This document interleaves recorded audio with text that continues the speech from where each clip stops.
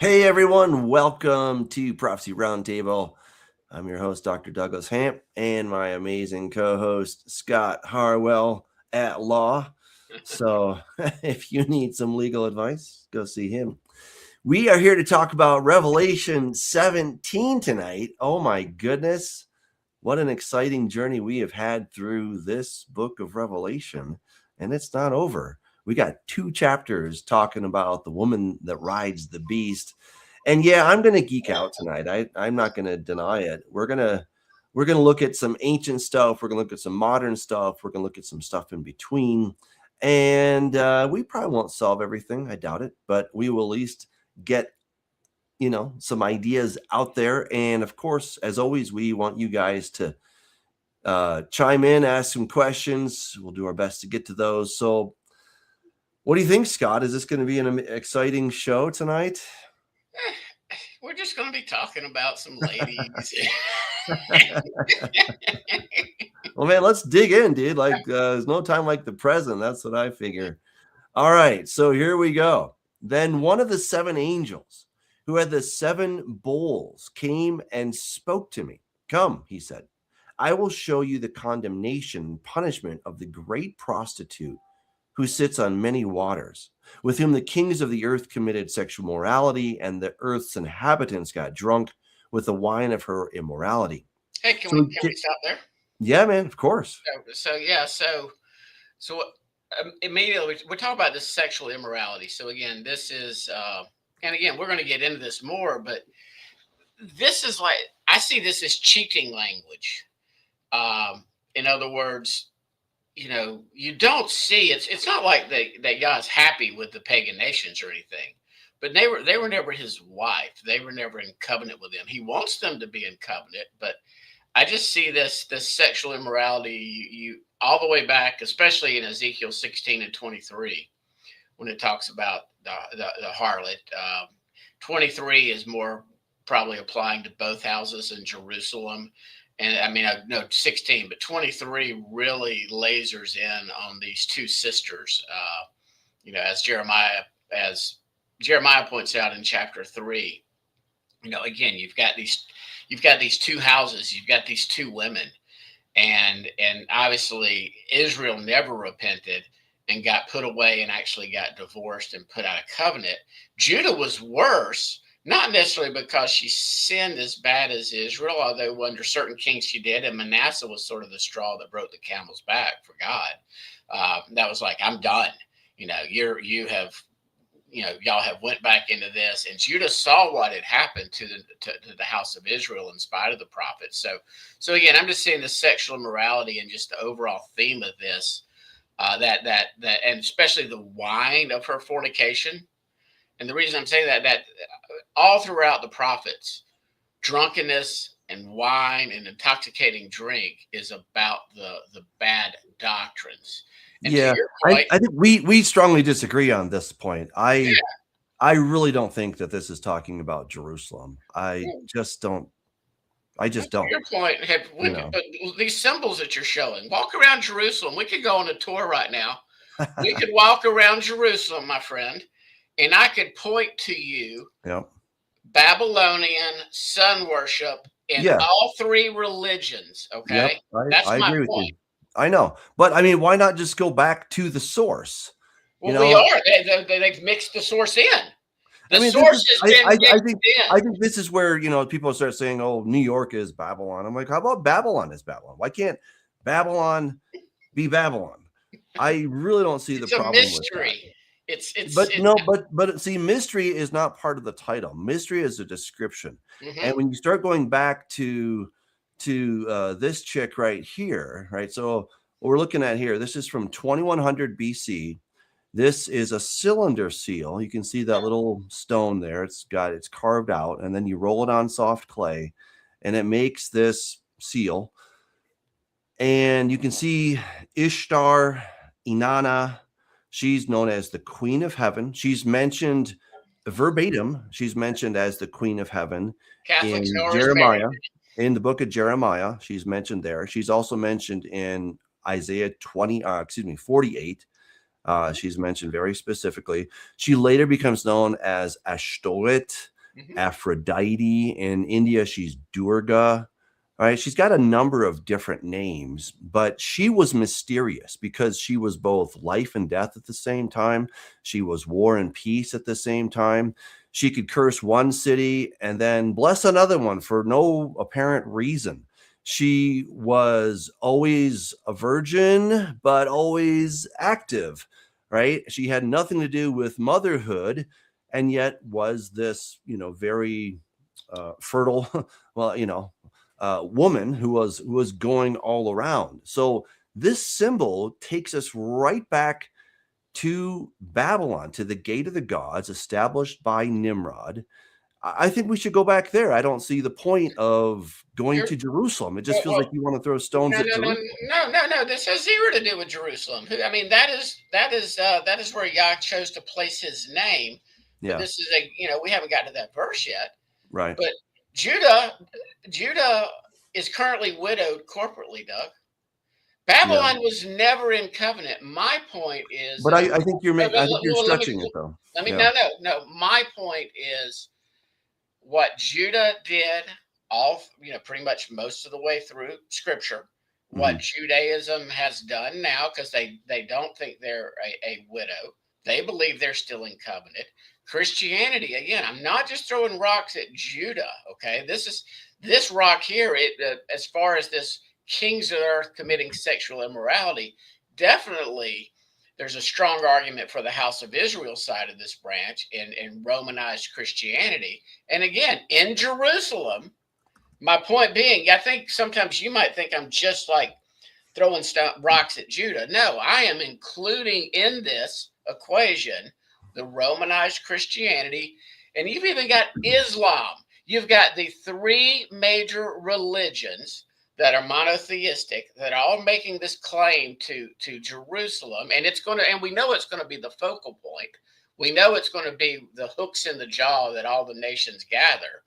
So again, I'm just saying, take these symbols and go and look at the Pope's hat.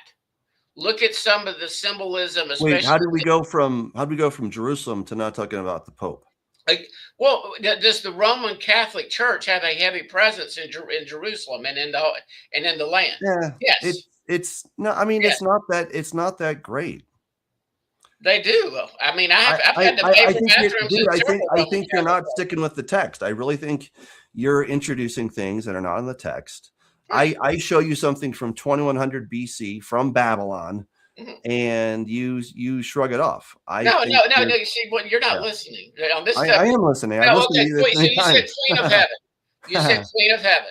Okay, and so was Jerusalem ever the Queen of Heaven? No. What has Roman Catholicism done with Mary? Wait, how did we get to Roman Catholicism? Well, again, the Queen of Heaven, Doug. See, what you're not seeing is how Christianity has mixed in what you're describing right here. They've taken the truth and they've mixed in these lies. This is that drunkenness from the bad doctrine. Again, it's symbolism. This is not, you would even agree that this is not about some lady that drank a bunch of too much booze one night.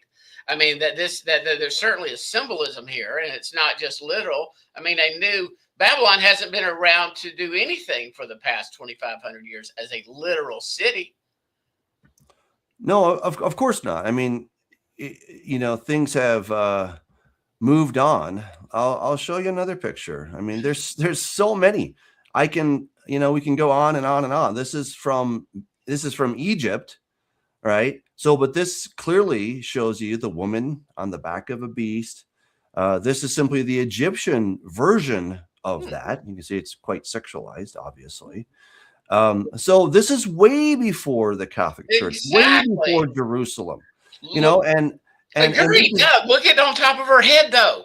Look at some of the Roman Catholic symbolism and what it's been mixed in. That's what I'm trying to, that's again, you're too smart to not see that Rome has taken these symbols and mixed them into the faith. Look, I can show you that symbol in Roman Catholicism. Yeah, but look, I'm not here to necessarily defend the Roman Catholic Church. I know they have their issues. We agree on that they have lots of issues. But then you keep saying that this is like, are you suggesting that the woman that rides the beast is Jerusalem? No, the whore, the harlot religion. But harlot does not mean adulterous wife. There's a difference there. Okay. We might would differ. Well, but I think you're wrong though, because It's called a harlot. A harlot. But look, dude, look. I don't know how else to explain this any better. This one right here, 2100 BC, she was called the harlot, the mother of harlots, Ishtar from Babylon, not Jerusalem. Okay, that was her title. That was her title. She was called the mother of harlots. Okay, so it wasn't Jerusalem. Now, did Jerusalem do some stupid stuff? Yes. Did they do some pagan stuff? Yes. Did God judge them? Yes. We agree on that. But to suggest that Revelation 17 and 18 is talking about Jerusalem is just factually incorrect. It's not historically right. Again, we would differ. Well, I know, but now you got to defend your thesis. You're not defending your thesis from the text. You're going back to all these other anecdotal kinds of things, and you're like, "Well, Jerusalem was a harlot." Well, she was adulterous, yes. No. She's called a harlot, Doug. Ezekiel 16. You want to pull it up? Okay, right. So she's likened to a harlot. No. She's called a harlot. But okay, but let's stick with the text here. The text that in question is talking about a woman that's riding the beast. Where do we see this? Long before the Bible's even penned, we have a woman riding a beast. I think what you're not seeing, and I've been saying this for 3 or 4 years now, is that the woman that rides the beast is not Jerusalem. It's not the Catholic Church. It's Babylon. And I bring in you archaeological evidence of a woman riding a beast. All these things go back to Jerusalem. That is the hub of this whole thing. It's the center. It is ground zero. That's where it all starts. Yes, it then spread to the whole world and it made its way to Jerusalem. Granted, yes, it did. And it's even in New York City. It's in Las Vegas. It's everywhere. But Jerusalem isn't the woman that's being spoken of in Revelation 17. That's what I have real issue with. And I'm not going to back down on this one. I'm going to be. We can still be friends. We can still be friends, but I'm going to hold your feet to the fire on this one. We're going to keep going through the text. Well, we are going to go through the text. Okay. Well, let me pull up. Real quick. All right, unless you want to go there, share screen. Yeah, you can go there. I'll just, or I'll do it. It doesn't matter to me. Share screen. Let's see, Ezekiel 16. There it is. I can go there. Up. So yeah, I mean, she is called, but you trusted in your own beauty. You played the harlot, poured out your harlotry on everyone passing by.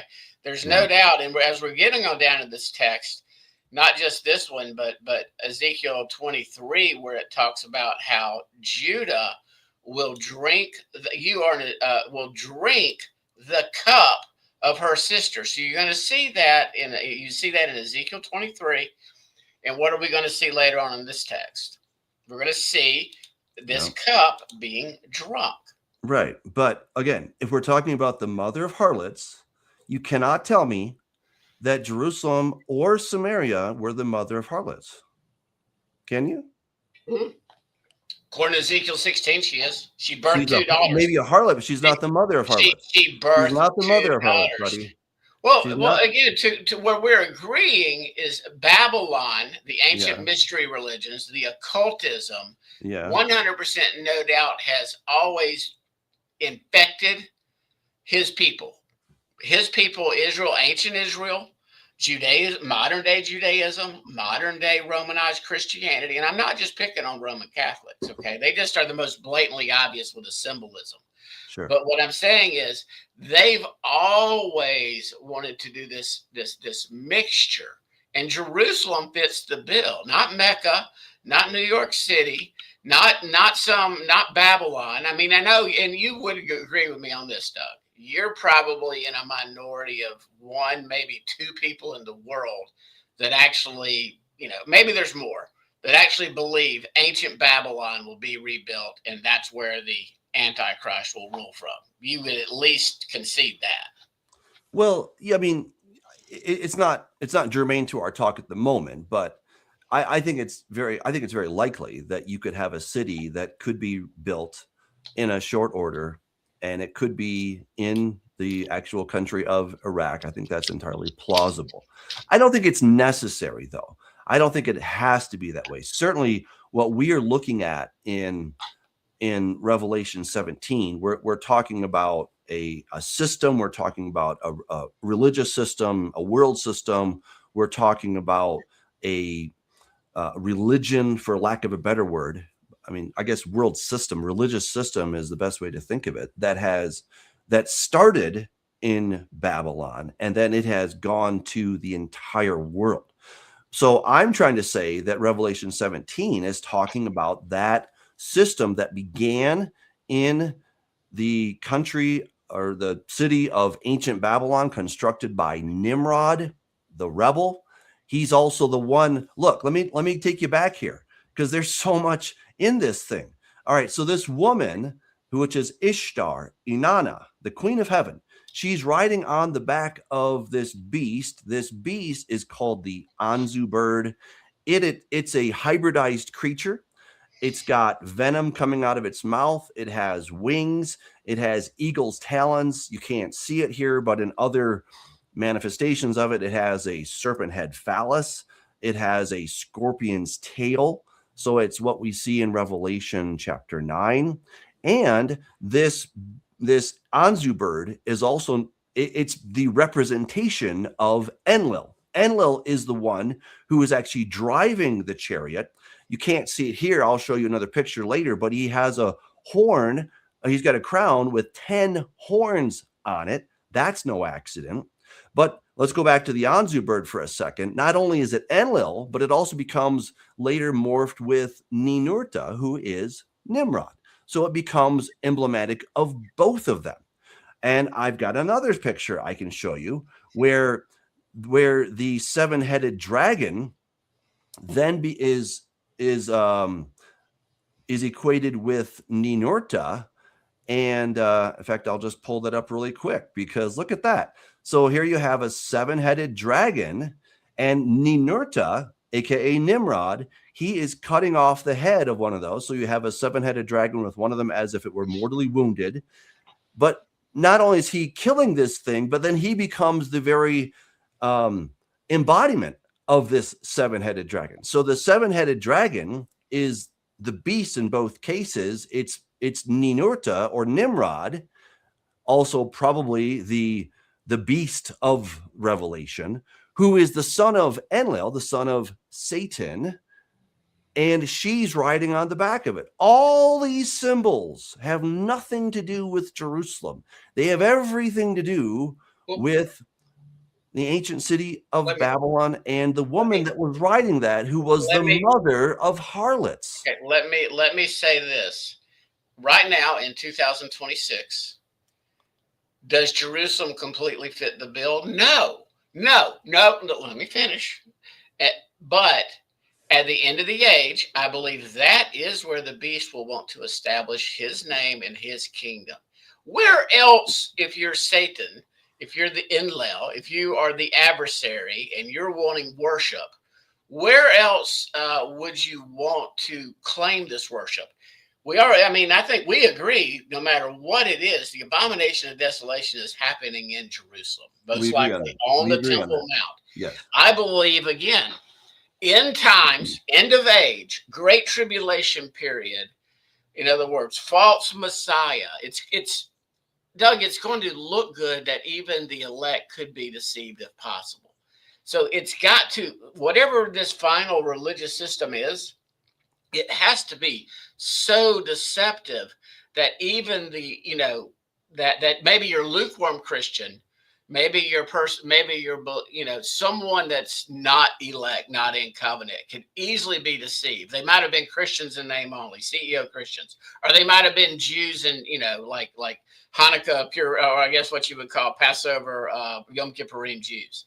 But it's going to look good. It's not. He's not. It's not. It's going to be something so false and so deceptive, and because they rejected the truth, Yah's going to turn them over to this deception per Second Thessalonians 2. So again, I do believe that this is going to fit the bill at the end of the age. Not right now in 2026. Right now we just have the symbols, and hear me out, everybody. Because I'm going to add Rome in here, and the banking system and the international corporations, and so all of this, but yeah, I do believe what's being set up and what's being used by the enemy, and they're using the Zionism in the occult level, the upper level Freemason, way above Freemason level. That's the plan. In other words, Jerusalem is their plan. That's what they're focused on, and then ruling from that area. And if you study into the occult, just like what you're talking about, this ancient mystery religion that goes all the way back to the Babylon, that's what these upper level, higher occultists, that's their religion, Doug, but they've hijacked within the mainstream religions. And I'm not talking about the local rabbi down the street. I'm talking about those that are the most initiated into this. That's what I'm seeing. Okay. I could be wrong. Obviously, I don't pal around with these people. They don't invite me to their super spooky occult parties. But I've read it, I've read enough about this. I've studied enough by people who do spend a lot of time studying this, even though I don't agree like with Walter Veith. I mean, I think his research on the Roman Catholicism is excellent. There are others who do an excellent job talking about the occultism within Judaism and the Zionism blend of that, and how I believe these two sisters. And I don't know how Islam gets included, though, Doug. I really don't. I can't fathom this right now. How it gets included in this one bastardized type religion in which Jews and Christians are both putting their faith in a false Messiah. So I don't know how it plays out. But that's why I think it's going to ultimately be in Jerusalem then. That's where he wants to rule from. Well, we're agreed on that. I do think that, clearly the abomination of desolation is going to take place there. The Antichrist will definitely set up shop for some amount of time. How much is another question. But to equate Jerusalem as the end times Babylon, I just don't see that. Look, when we get into the next chapter, we see that God is wrathful. He can hardly wait to utterly destroy her and erase her from the earth. That doesn't fit the bill for Jerusalem, even though Jerusalem has transgressed in a number of ways. Still, he loves her. And when he comes back, he's coming to save Jerusalem, not to smite her. Well, he's coming to save the people there. We agree. So I think the whole thing falls apart. But to your point, they're supposed to flee. You even said that there's going to be a valley. You believe that it's going to split, and that they're going to be able to flee because wrath is coming. And then when we start looking in Ezekiel 40 through 48 and the topography of what will be the new Jerusalem, in other words, what might be on earth, it's getting redone. I can't see any building surviving. I'm not suggesting that. I'm not suggesting that the infrastructure of Jerusalem is going to survive. I don't even think that God necessarily cares about the infrastructure per se, but he does care about the people. And I think they get out. Well, they're gonna flee through. They won't have that much time to get out. So the Mount of Olives is going to split in two, and then Jesus is going to interpose himself right then and there. That's still Jerusalem, by the way. That is in Jerusalem. That's not away from Jerusalem. That's the heart of Jerusalem. But again, even I was reading John last night. That's the only reason I remember this off the top of my head. It talks about how the disciples and Yeshua went onto the Mount of Olives, which is a Sabbath walk from Jerusalem. Obviously, what they were referring to were the city walls, the old city of Jerusalem. So again, Jerusalem this day and age is probably much bigger from a city standpoint. It's expanded its city limits than ancient Jerusalem. was, because they're even in the Gospels, it's talking about the Mount of Olives kind of being, a Sabbath walk outside of Jerusalem. So again, you know me, I'm not dogmatic on this at all, because in the big scheme of things, it's not going to matter unless we're there, and and maybe God's using us to say, hey, when this happens, we need to get out. Yeah, but I mean, yeah, it all works out in the end. We could be paying tribbers about it. There's no question about that. But we're trying to come up with a coherent story. Okay, that's kind of what we're trying to do. We're trying to tell the story, and we're putting the puzzle pieces together as we go.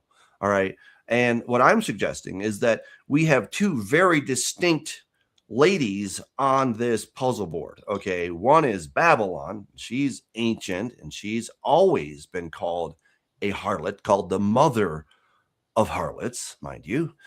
And that was her thing, that she was like the prima donna of all the harlots. She was what's the right word? The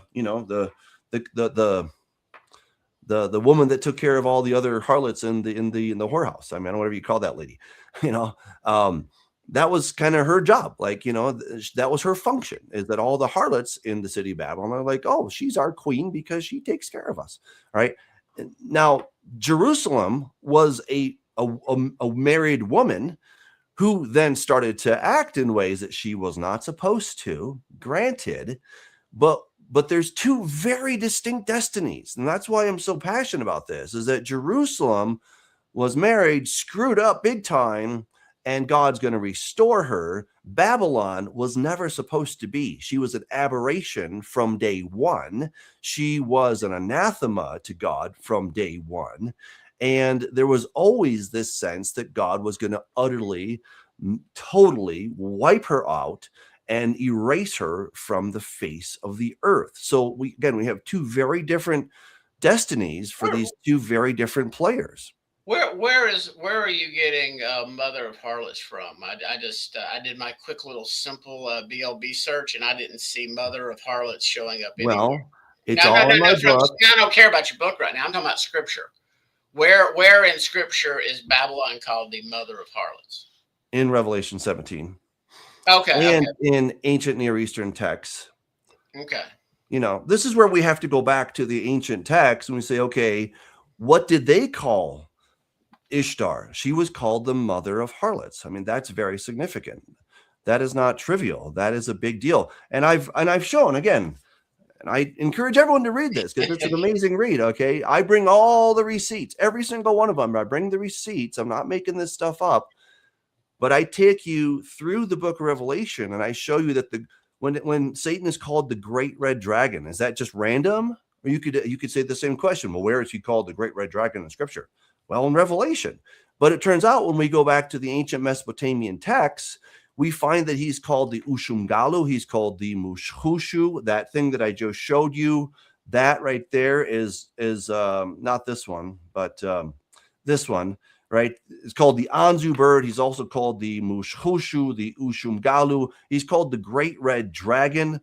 In fact, we have the Great Red Dragon on the walls of the Ishtar Gate. I mean, oh my gosh, right? We can't ignore this evidence. This is very important evidence. It's setting the stage for us. It's giving us context for where these things are coming from. Again, you can see here on Enlil that he has a crown of 10 horns. I mean, that's not random. It is not at all random. You have a dragon with 7 heads and one is mortally wounded. Ta-da! There it is, right? So all of the imagery and iconography that John was receiving in the book of Revelation, it all goes back to ancient Babylon. That's the point. So I doubt that John would have had any cultural understanding in his day because Babylon was long gone. Whoa. But here, through the Spirit, these things are being revived. Now, maybe he saw glimpses and shadows in Rome, but it wasn't quite the same. Why was he amazed? I think he was amazed, Doug, because he was given this vision of what the faith would become. Okay, so again, John, if John walked into a Roman Catholic church and saw the idols everywhere, or a Greek Orthodox church, or John were to walk into some of the more charismaniac churches, I mean, that's what I'm getting at. We're not differing. I'm just seeing, again, I'm seeing the mixture of what you're describing, not discounting anything you're saying. I've seen the mixture throughout history, and I think at the end of the age, the veil, this veiled religion that like maybe at the upper echelon, when you really start studying maybe those that are initiated, I think the veil comes off. In other words, the true religion for the masses, who they're going to say is the Messiah. I think that's where we're in agreement. In other words, I'm not saying it's that right now Roman Catholicism is this final picture of what we're seeing, or right now that the occultic Judaism, I'm gonna call it occultic Judaism, is or the occultic Islam. I'm not saying right now we're seeing this happen, but I do believe it's all building. It's all building into this one future one world government, and then as part of that, I believe that'll be this one world religion. And the woman will then, be riding the beast, and then the beast is used to. We'll get to that part. We've only made it to 2 verses. Well, I just think it's a category error to say that Jerusalem is Babylon. Let's keep on going. I can't agree with that. I'll never get on board with that one. You don't have to. No, here we go. Okay. So, hold on. Well, while I'm here, I was looking at this text here, and Isaiah 47, right? So talks about the virgin daughter of Babylon, sit on the ground on a throne, O daughter of the Babylonians. You'll no longer be called delicate and pampered, and all this stuff that the Lord is going to bring against her, O daughter of Babylon. You'll no longer be called queen of kingdoms.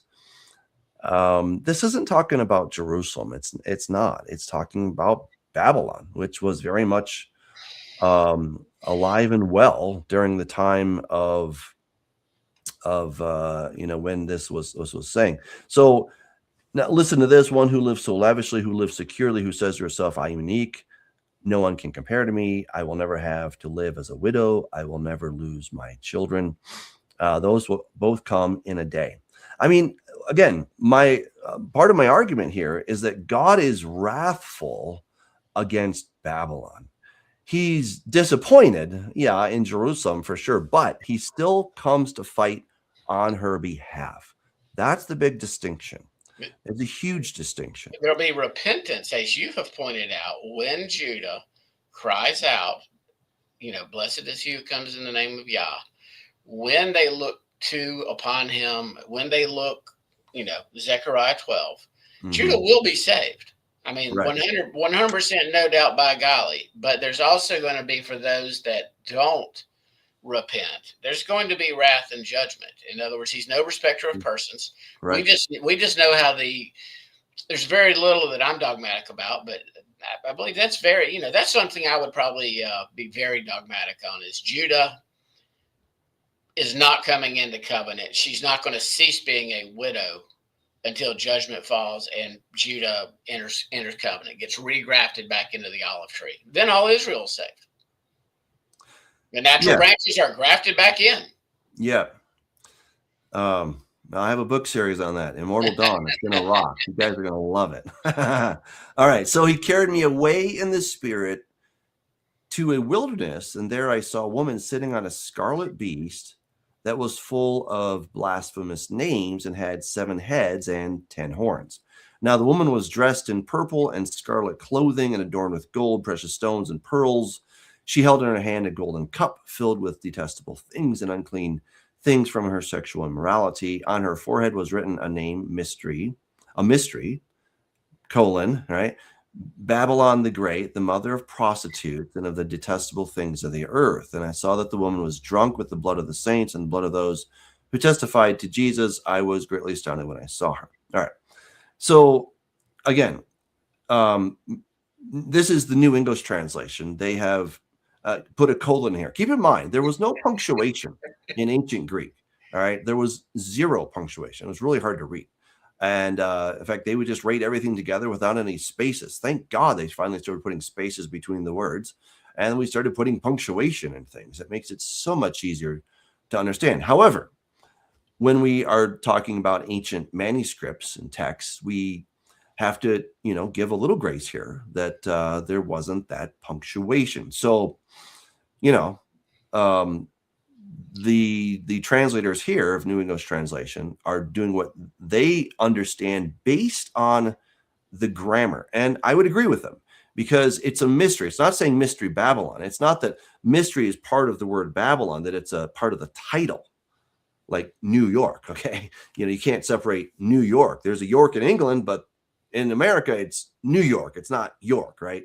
So it's not mystery Babylon. It's that there's this Babylon the Great, the mother of prostitutes, who is mysterious. And again, I've already explained this, that Ishtar was very mysterious. She was both the goddess of life and death. She was the goddess of love and war. She was the goddess of prosperity and sorrow, and would take your money away as quick as you could possibly imagine. So she was just really hard to figure out, and you could not resolve who this woman was. She went down to the underworld, then she came back. She resurrected somehow. And, but it was all on the back of the city of Babylon. So she became this goddess who then got exported even to Jerusalem. I'm agreeing with that. But it all started in Babylon. And I think we have to go back there. We have to start with the source, and then we can work our way out. But if we get stuck at Rome, then I don't think we've gone back far enough. Dave Hunt wrote a book, The Woman That Rides the Beast, and it was all the Rome is this and Rome is that. And part of it's true, but it's not going back far enough. That's the problem. It's on the path, but it's not the source. What you're talking about is you've heard me say this, Doug. All roads make a pit stop in Rome. They go back to Babylon. And so, but again, Rome, I love the way Halissa teaches this. She'll talk about the kingdoms and how Babylon conquered by Medo-Persia, the bear, and then then Greece with the leopard and the spots and the political systems and everything. Then you have Rome, and we're still in that fourth beast, Roman Empire, that kingdom. In other words, that iron, those two iron legs, I think, are representative of the East and the West. That kingdom, that beast, is not destroyed until Yeshua returns. And so we're in that Roman. And so what happened is the Roman Empire never, ever has been destroyed. She morphed. She morphed from this, from what happened in the 3rd and 4th century from political weakness into the Holy Roman Empire. And so or did Babylon morph? Maybe that's another way to put it. But again, I said all roads make a pit stop. So Babylon, Babylon, then you have Egypt and Assyria. Then you have the next one up is Babylon, as far as the kingdom, Nebuchadnezzar. And then you have, so you see this. You have the you have the old Babylonian kingdom under Nimrod. Right. That's the original. Yeah. Then you have the Akkadians, right? Sumerian, Akkadian, and well, not so much Sumerian, but the Akkadians for sure. And then you have the Neo-Babylonian Empire. Then you have the Persian, Medo-Persians. Then you have the Greeks. Then you have. What about the Assyrians? They were pretty empire-ish. Well, Assyrians, Akkadians are they're the same. I'm agreeing with you. So on this, this is a good question. Drunk with the blood of the saints, and again, I've got to go to Jerusalem, Jerusalem. This is the words of Yeshua. You who stoned. Well, let me finish. You who stoned the prophets. You who kill the prophets. I've sent you this one. I've sent you this one. I've sent you this one. Nobody wanted to be a prophet to the nation of Israel, the nation of Judah. I mean, Yeshua body slams the religion of Judah on this. And again, one of her daughters, Rome, has killed many saints. The Church of England killed saints. The Switzerland State Church killed Anabaptists. I mean, so again, you see, she's wearing many dresses here. I'm not just lumping this in on Rome. I mean, Judah's always been a minority. Judah's not been running around, for a long time and persecuting Christians because they have not had the authority. So Judaism has not been, at least as far as the religion goes, she's not been the one killing the saints. So, are you thinking that this is just something that the saints are going to get killed at the very, very end in the Great Tribulation by this future system? Not necessarily. I mean, I think his question, I think it needs a little unpacking, because to suggest that the saints didn't come around until after Messiah is not accurate. No, I We don't think have, he was asking, not saying. So okay, well, okay, fine, fair enough. But we have in Daniel, it's talking about the one who would overcome the saints. Saints is simply a word for the set apart ones. We can go back, and I'm thinking in Deuteronomy, it talks about the saints. So again, it's just anybody who is set apart, specifically set apart with Yehovah, like that's who they were supposed to be set apart for. So, I think well, and again, these people are just pointing out facts about the global influence of Rome. The adultery and idolatry and the spiritual immorality. And again, I'm not talking about grandma that's been raised a Roman Catholic her whole life. I'm talking about the system. But these fit the purple and scarlet clothing. I mean, good gracious. It's almost, what can we do to make it look like we're this great prostitute in Revelation 17? Oh, I got it. We'll choose purple and scarlet. We won't choose green or yellow. For our potentates and popes and cardinals and everything, we'll use these colors. Because again, that's the way Rome views herself. I love Veith on this. Rome has not changed. The doctrines have not changed. Maybe a lot of Roman Catholics don't believe what the doctrine is, but when you read the doctrine, it has not changed. We're all considered apostate. We're going, if you really follow it, we are going to hell. So again, that's, and she has not changed. I can see how ultimately Rome is involved in this future one world religion, this blending that does go all the way back to what you're pointing out. The mask is off, Doug. There's no more a mask. There's no longer a mask. They start to teach what's behind the scene. In other words, the symbols are everywhere. These pagan symbols you're bringing up, they're everywhere. Mm-hmm. They're not hidden. Well, they're also in India. They're everywhere, as you said. I just don't think it's right to point out only Rome. I think that is. Well, the reason I say Rome is because it's also the fourth. It's that fourth beast, and she split. Yeah, like those that argue for Islam. Again, what is ancient Rome if it's not westernized Christianity and Islam? Well, I mean, look at the geography of ancient Rome, and then you look at the geography today and over history. Initially it split into like an Eastern Orthodoxy type thing, and you did have the Eastern Orthodox Church. Yeah. But ultimately, Islam conquered. I mean, Turkey, Syria, all these nations used to be Christian nations in the 4th, 5th, 6th, 7th centuries, and then over time they got conquered. Spain was a Muslim nation at one point in time. That's true. I mean, there's lots of Spanish. There's lots of Arabic words in Spanish. And you've got this. I just don't think Rome ever went away, and right now she's represented in sort of a westernized Christianity religion and Islam type religion, and then you've got Judah kind of in the middle. So, I guess I keep getting confused because you're saying it's Rome, but then you're saying this is actually talking about Jerusalem. Well, no, I'm including Judah in with her sister at the end of the age, is what I'm saying. Okay. I think so what you're really saying is Revelation 17 is talking about a system called Babylon that has gone over the whole world. Exactly. Well, okay, then we're in agreement. But I think ultimately she puts her seed and authority in Jerusalem, because I think that's what Enlil Satan wants to do. That's his end game goal. Well, I mean, I'm not disagreeing with that. I think there's that part of that is true. I just when we categorically say that Revelation 17 is talking about Jerusalem, that's where I'm like, no, that's It's more of a system, like you just a said. system. Yeah. Well, But then I we're do in think agreement. the city spoken of, only fits Jerusalem. I mean, again, we could. Wait. Now you're saying the city only fits Jerusalem? Where were the prophets You killed, keep going dude? back and forth, bud. Where Dude, were the prophets killed?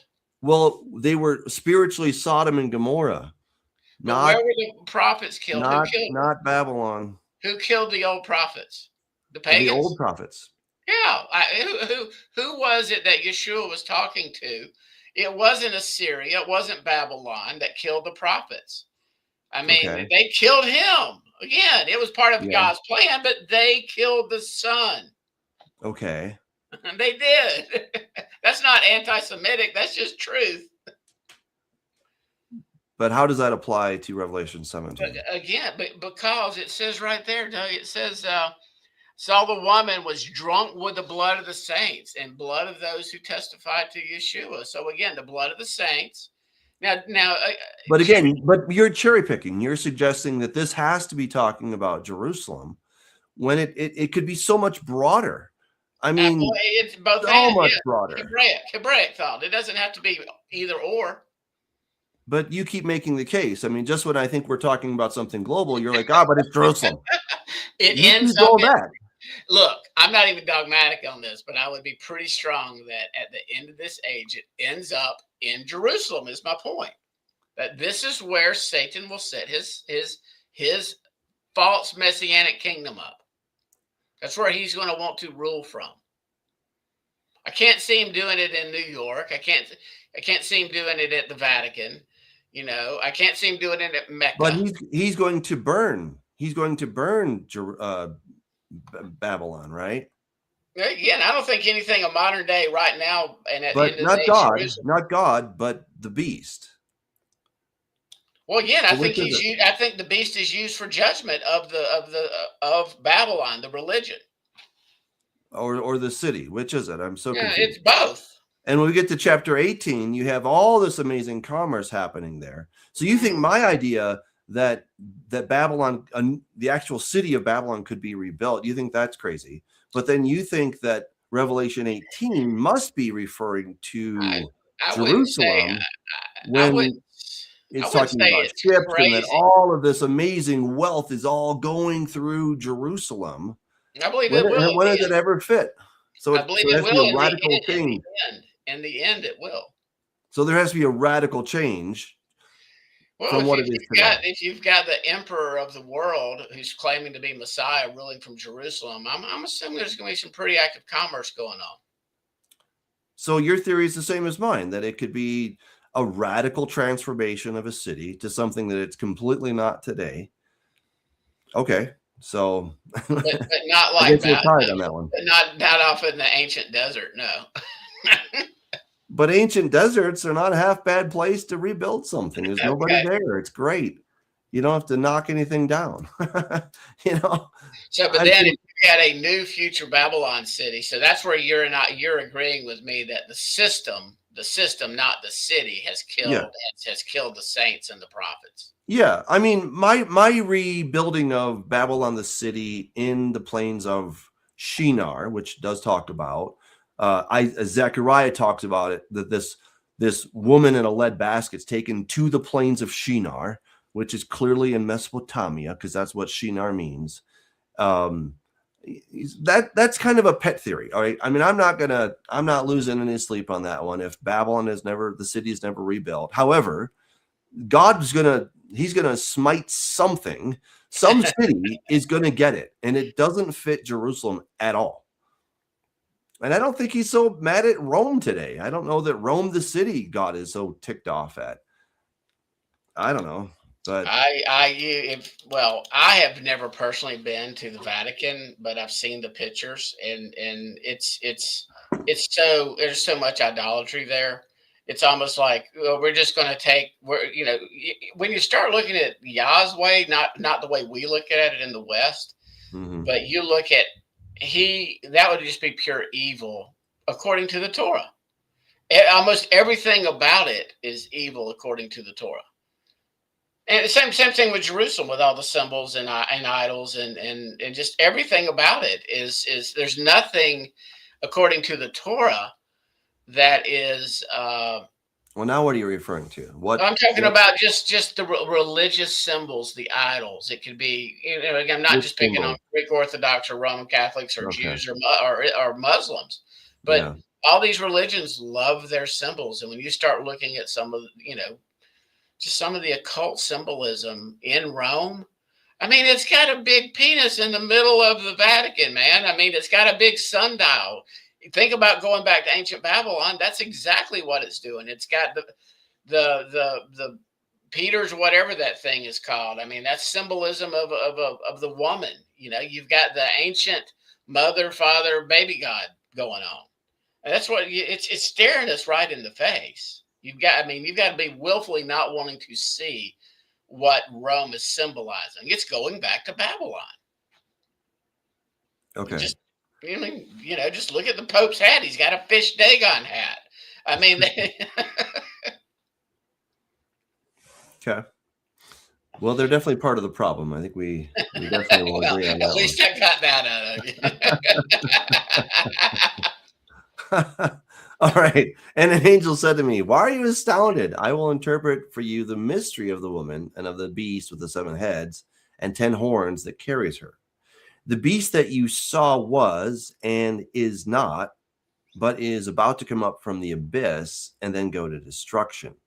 The inhabitants of the earth, those whose names have not been written in the book of life since the foundation of the world, will be astounded when they see that the beast was and is not and is to come.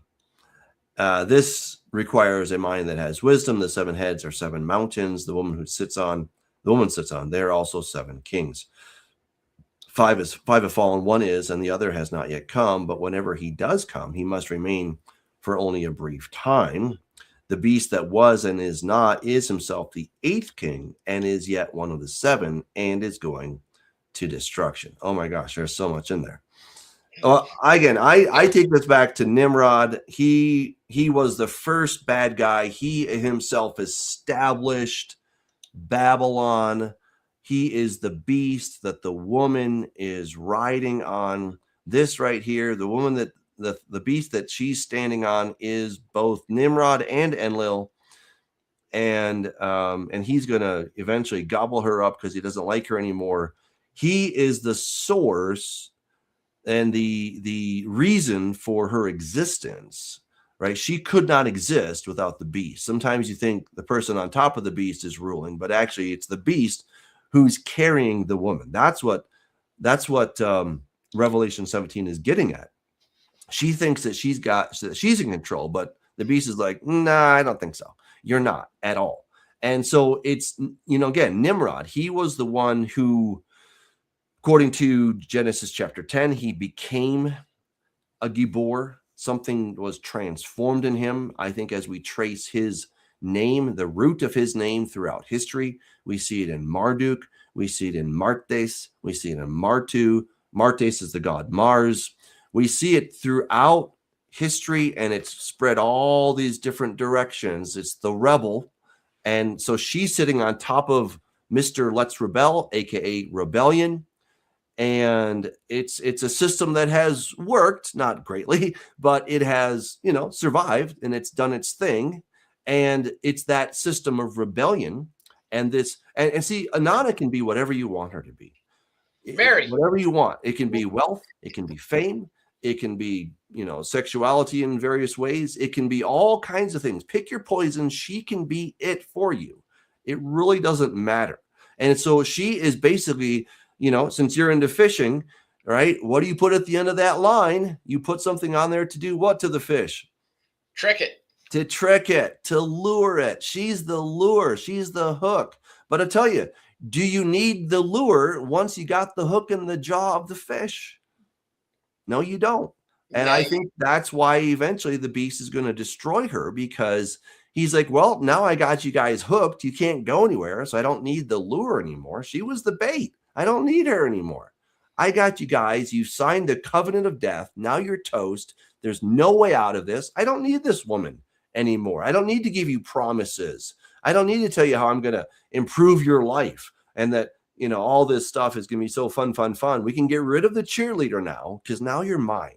Now you're my slave. You're my prisoner, and there's no undoing this. This is interesting. I've never thought about this, but Jerusalem meaning like the worldwide false faith or false church, Jerusalem above being our mother.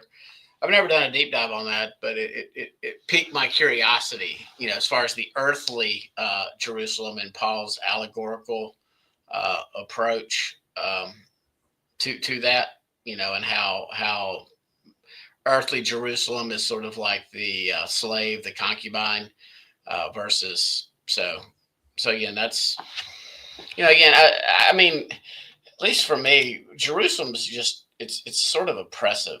I mean, I know it's just very. I love the northern part of Israel, but Jerusalem is just that's it's just very oppressive, and seeing the idolatry just everywhere. So I probably feel the same way about the Vatican. I feel the same way right now, Doug. If I just put it up a second ago, I feel the same way right now about Washington, D.C. Now that I know what I know, as far as it has its own phallic symbol, it has its own, representative of the womb in the Capitol building. It has its own occult layout on these occultic lines. And I don't think that the SDAs are that nutty as far as the United States sort of being the military arm of Rome. And so, and that's sort of, we've got bases. The United States has bases all over the world. We are definitely sort of like the military big boy of the westernized Christianity. And we exert our dominance not only in that, we exert our dominance everywhere. Yeah. So. Well, yeah. And so kind of thinking about that, again, this is why I just don't think the pit stop of Rome is where we should stop. I think we need to go back. We need to go back to Babylon, because the beast that is himself an eighth king, yet he's of the seven. So there's this group of seven. Okay, so imagine this.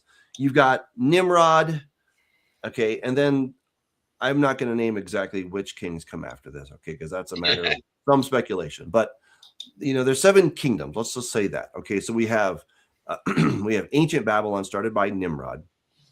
Then we have the Assyrian, aka Akkadian Empire. Then we have Neo-Babylon, right? So that's 3. Then you have Medo-Persia, that's 4. Then you have Greece, that's 5. Okay, so 5 have fallen. One that would be Rome. We're in agreement on that one, okay? Mm-hmm. And then it says there's one more to come. Now that's a good question as to who that was. Was it the Ottoman Empire? I don't know. I don't have a dog in that race right now. But then he is of the 8th. He's of the 7, but he's now the 8th. So the first guy is going to become the last guy. So there's a group of 7, and then at the end of time, the first guy comes back, and he's now of the group of 7, but now he's also numerically the 8th. That's what's going to happen here. And so yes, Rome is definitely part of that. I agree. Rome is part of this problem. Rome is part of this lineage of bad actors. Yes. But we can't just pin the tail on Rome. That is just a category error. That is anachronistic. That's not going back to where the problem really starts. I mean, when we look at Rome, we're trimming branches off a tree. But you got to get down to the roots. And that's why I'm passionate about this, because I want to get down to the roots, not just trim some branches. If we trim the branches, okay, the tree looks a little better, but the rot is still there because it's in the roots. And that is why God is going to completely uproot Babylon. That is why God is so hostile against Babylon. He's not in the same way hostile toward Jerusalem. Yes, he brings judgment and punishment against Jerusalem. He says that, you've been really bad, and you're going to get chastised for that, but I'm going to restore you. There's always a promise of restoration. With Babylon, there is no promise of restoration. In fact, there's a promise of utter annihilation. That's the huge Let me difference. ask you this, because I used to think you were cuckoo for Cocoa Puffs for thinking that the New Jerusalem came down at the beginning of the millennium. I no longer think you're cuckoo for Cocoa Puffs. Maybe I am now too, because again, I don't see the old Jerusalem being here during. In other words, what the current Jerusalem looks like right now, its topography, its everything. I just don't see it being here. Sure. And I see it being replaced by the Jerusalem from above, Yeah. and so you're actually, you don't realize you're doing it, but you're actually making a case for the old Jerusalem to be gone. Well, I know that, but you could say the same thing that, Berlin after World War II, was that a different Berlin? Well, kind of. I mean, certainly the buildings were different. And after World War II, it was decimated. I mean, there was nothing left. And so they had to completely rebuild it, but it's still Berlin, right? And so, yes, I agree that New Jerusalem, obviously, that was my idea. I think New Jerusalem's coming down at the beginning of the millennium. And so when we're talking about buildings, we're talking about infrastructure, bridges, edifices, all this different stuff, the Dome of the Rock, okay, any of that stuff, it's going to get wiped. I'm agreeing with you on that. However, but Jerusalem, a city can be three things. It's a location, it's a people, and it's infrastructure, right? And, just like Berlin, the infrastructure was destroyed, but, a decent amount of the people survived. And obviously the location survived. Well, we had to deal with that when we were discussing with Goat Boy, saying, dude, you don't Yeshua's not going to marry the sewer system or a building, because it does say, when we get there, it does say that New Jerusalem is the bride.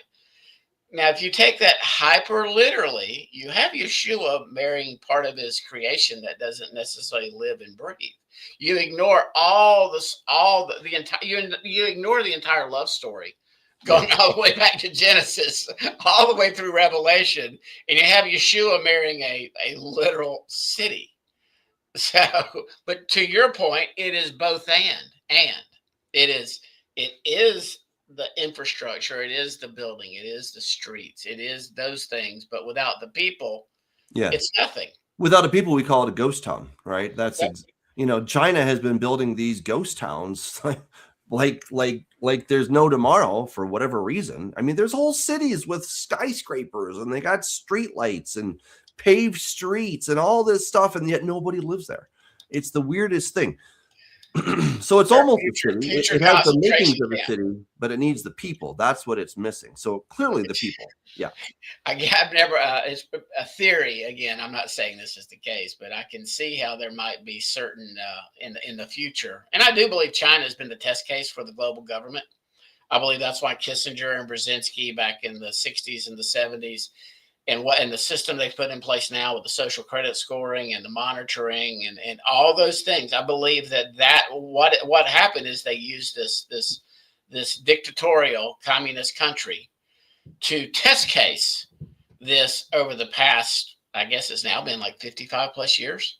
And I think they've got it pretty much down to a science as far as how to control people with money. No, sorry, you did this and you didn't do this. You cannot. Your money card doesn't work for you to travel. You get punished in China if your social credit score. And so again, I believe that's sort of they've been used as a test. So maybe they're sort of like building them for future world people to go live in. Because they've got the system set up. But it makes no sense to build them like you're talking about. Why are they doing that? Yeah, it's a very, very strange thing. But that's a whole different discussion. Somebody in the chat said no one's mentioned aliens. I saw that earlier. Well, not everything is about aliens, but I definitely think aliens are part of the end times scenario. And I think the aliens are going to be the explanation of why we are fighting against. Well, I think everything's going to be flipped on its head. That the two witnesses come and they're going to be viewed as hostile aliens, and they represent a advanced alien being named Yahweh, Jesus, or whatever. And I think the belief, ironically, I think the belief in the God of Abraham, Isaac, and Jacob is going to be at an all-time high. People are like, oh yeah, we believe in him, but he's just an advanced alien being. And he's not very nice. And his two dudes just came and they were real jerks. But thankfully, this guy named the Beast, or whatever his name is going to be, he took care of them. They resurrected. That put us a lot of fear in us, but we're now ready. We are getting ready to make war against, the Bible says the Lamb, but they're not going to call him the Lamb. They're going to call him, Mr. Hostile Alien, hostile alien God. But we can beat him. That's the strong delusion. We can beat him if we work together, if we come together, if we take the mark of the beast. We can be a united humanity. And we've seen this in a million movies. I mean, the Avengers does it. They all do it, right? Where there's some threat from the outside. Ronald Reagan even famously said, he said, often think how quickly we would forget our differences if we were faced with a hostile alien force. And I'm like, well, yeah, I agree with you. Yeah. Ingrid, and Ingrid, we agree. In other words, they're interdimensional, and Christopher had put up here that yes, they're in this. They can, if allowed by God, they can choose to enter into this dimension so they can be seen. And I think they will be allowed at the end of the age. And the plausible theory, is I think that's what they're trying to get the mindset that those at the upper levels that communicate with these beings, that they know who they're talking to. When you start looking at it again, if you believe the Bible, you believe that people can communicate with these extra dimensional beings.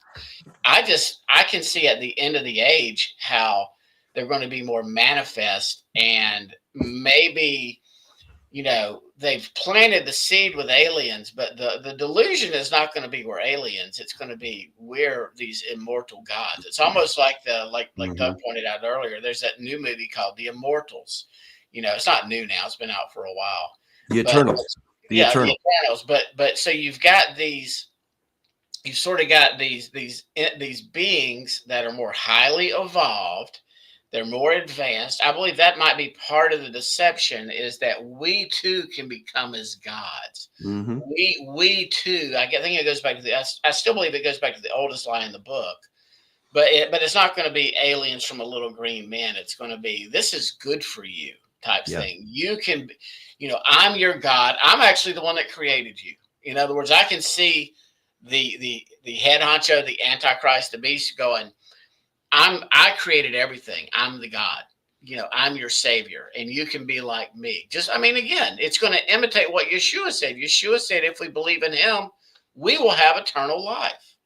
This is going to be like a cheat code or a shortcut for people, but they're going to be putting their trust and faith in the wrong Messiah.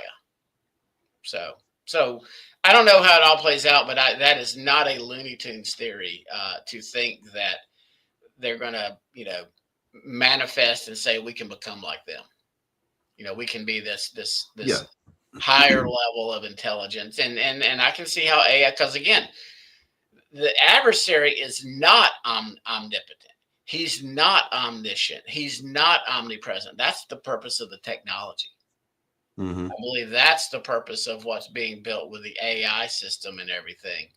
And I learned a valuable lesson recently. You can't trust AI. It'll make stuff up. Totally. It'll just make stuff up. Not good for law.